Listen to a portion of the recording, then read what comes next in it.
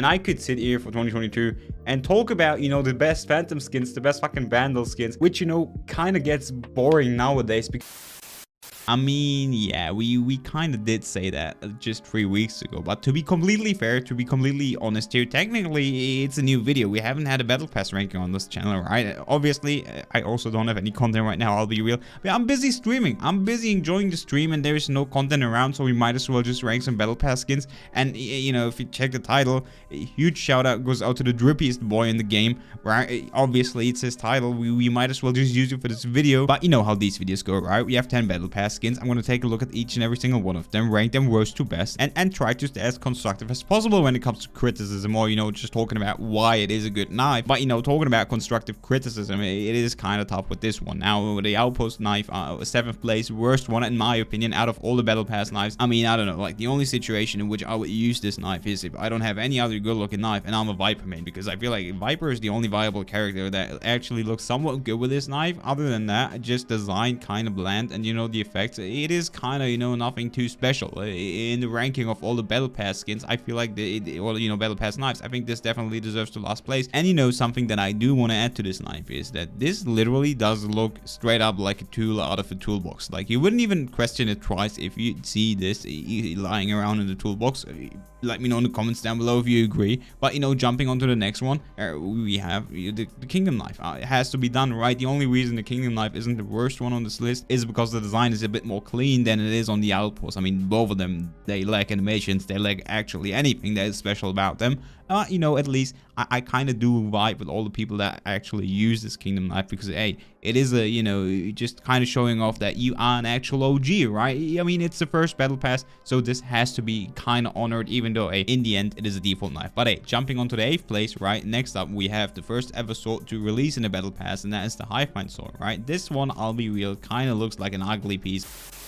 I mean, I guess it's a decent looking sword. The colors are kind of bland, right? And, you know, overall, I feel like the material on this knife, it just looks kind of plasticky. And I think the best way to describe it is, you know, it's a budget solver. In the end, it really is. I mean, nothing wrong about that. These are battle pass knives. They aren't supposed to look like premium knives, so it's all good, dude. But, you know, talking about the budget solver, and let's jump onto the 7th place, the budget solver in 2.0, and that's the Songsteel. Songsteel also, you know, one of these knives, or, you know, swords in this case, which, I mean, it's like whatever. It kind of does look good in a sense that, you know, the design, the blade, the steel, it looks good. But, you know, overall, I don't think it has anything special about it. So, yeah, it deserved 7th place.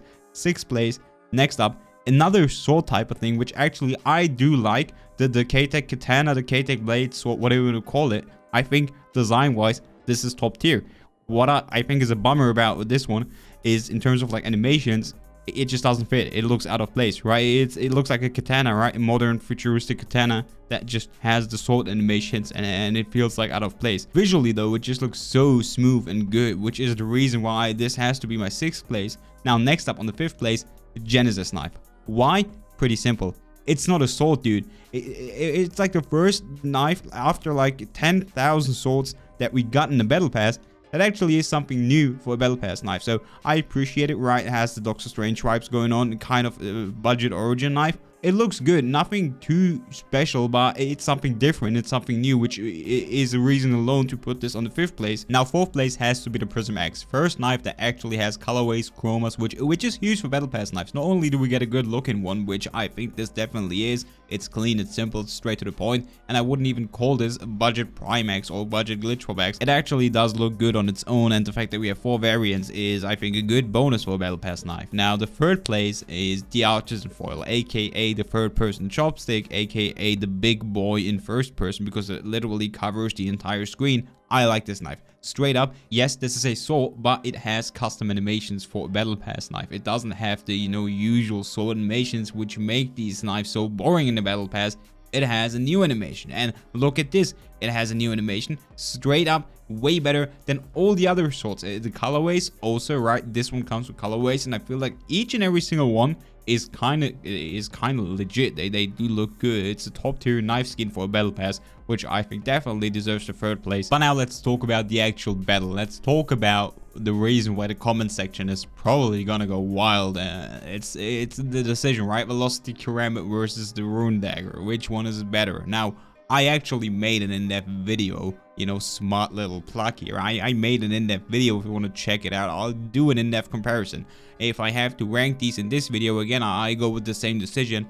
The velocity karambit, while it is a top tier knife, it has, you know, it has everything you want. It's a karambit, dude. It has the prime karambit animations, and it has 4 colorways. It is a top tier knife. I just still think, and again, you guys can talk about this in the comments down below as well. I think the rune dagger is just a knife that has something special about it that none of these knives in the battle pass before or even after have. I think the rune dagger, even though, you know, it doesn't have colorways, right? And it doesn't have the dagger animation. I do prefer the karambit animation. The velocity animation is better, but overall just visuals and just, you know, the rune dagger being also kind of an OG knife just makes it my favorite. So this has to be my number 1 when we talk about battle pass knives. As always, guys, comment section down below, use it, let me know what you think, you know, about the entire ranking, and especially again about the first 2 places. Thank you so much for watching. I hope you enjoyed the video, right? Let me know what else you'd like to see for upcoming videos, and as always, guys, thank you so much for watching, and I catch you on the next one.